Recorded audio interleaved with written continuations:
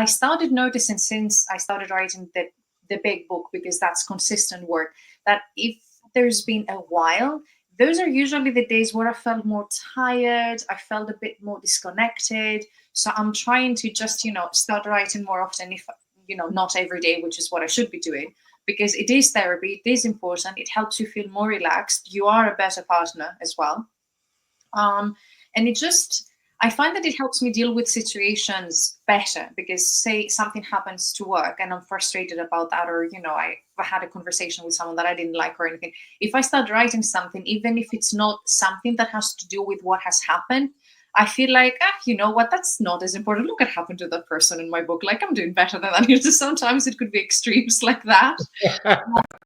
Or just the fact, that you don't have to be good at writing. I think that's a big misconception that a lot of people have, and they don't start writing. You don't have to be good at it. You just have to do it.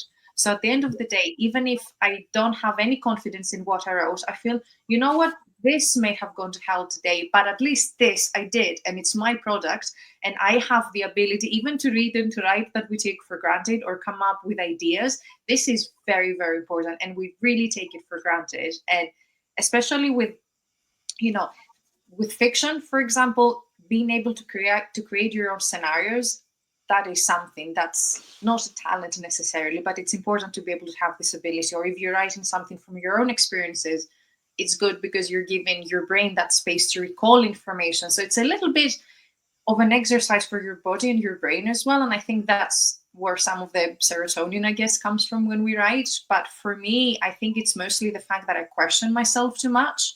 So I'm thinking, I don't have anything to say today, so I shouldn't write, or I can't write. And that's stupid, because every time I force myself to sit down, I get through the block. Yeah, 100%.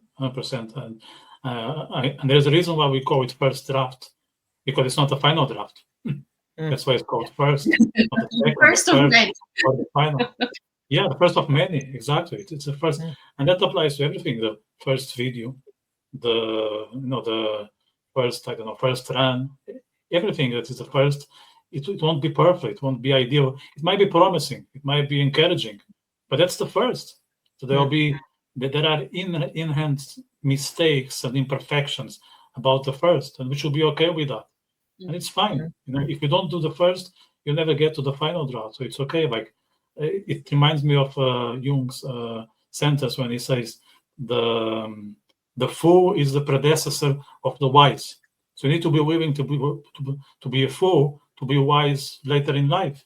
It's absolutely necessary. If you are not willing to learn and to even embarrass yourself a little bit, you'll never be able to come up with something remarkable. It's that simple.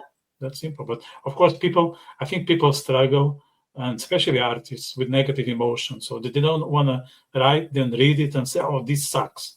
How come I did this? I thought I was so talented. I thought I was so skilled. And all of a sudden I read it and it's way under my expectations. And maybe it is, but that's okay, because we're just starting. You have to accept that you are new to something, and there's a lot to be learned. And the first draft will be always a first draft. That's okay. Same with first book. So you publish a first book, and then after 10 years, you're on your fourth. There'll be something about the first that you maybe are not totally happy with, but that's okay. It was your first. Okay, it's exposed to the public, but you need to be exposed at some point to receive feedback, to be evaluated. It's necessary, but I think it's all about accepting that not everything will go your way when you are just new to what you start doing it. Yeah. No, and if I may, I think every day we're fed with so many, prodigies and talented people who started doing this at 10, and they were so great. And you think, like, I've thought this myself, and I'm in my 30s. I thought it's too late to become something in that. And it is a misconception. You can start anything anytime you want. It can never amount. Perhaps it will never be a career, but a hobby is very important. And you'll never, the first time you start cooking, it won't be good. The first time you start running, you won't be fast. So I think if you get past that something has to come out of it, or like I have to be good at it to do it, then you have a very easy road ahead of you. That's what got me past my initial, shyness of it, if you want. And that's when I started sharing with people, when I realized that it doesn't have to be good, it's mine. As long as I don't feel I'm embarrassing myself, which is also something I had to struggle with, you don't even have to share it with anyone. It can be your own therapy. It can be, as you're saying, your own time. But it's just, for me, it's, I don't know, why do I need to be Beethoven when I can be Alan Rickman? He started his career very late, and he's my go-to example every time I think I'm too old to do this, or perhaps I don't have enough time to do that. You can start something at a later point in your life, and you could be very, very successful, or you could find a way to cure yourself or help yourself, even if you're 50, 60s, whatever. So it's especially for writing that you don't need any sort of I don't know, agility, I guess, or speed or anything. You can start at any time, and it can be anything. So many genres to explore, so many books to read, so many, blogs to share and to create and everything. So it's just, start whenever, I guess.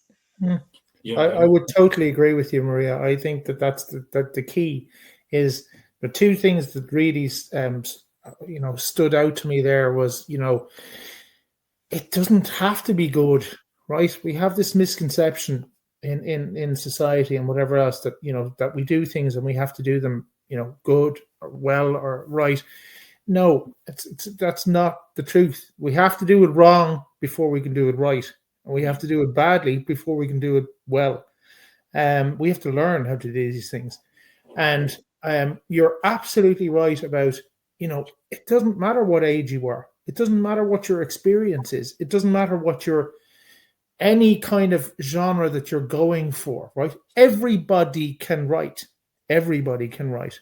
And I think that now I've really discovered that it is something that not only can everybody do it, but not many people actually go and do it because they go, what am I going to write about? Or it's going to be crap, or it's going to be whatever. No, just go and write. Whatever it is that you feel, go and write it. My sister is and she has been all her life. She's a music teacher, but she's also a really, really, really good poet. And she's been writing poetry since she was, 12 or whatever. And she's now in her 30s. And she will just write a poem and then send it to us. She doesn't publish them. She doesn't, she sends it to us on a WhatsApp, on the family WhatsApp group.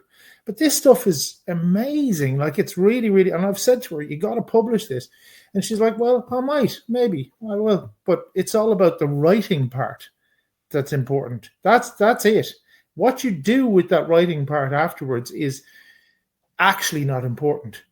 If you publish, if you don't, if you, you let somebody else see it or not. Well, it's the part of it that's important is actually getting it on the paper. That's the important bit. And after that, what you do with it is less important.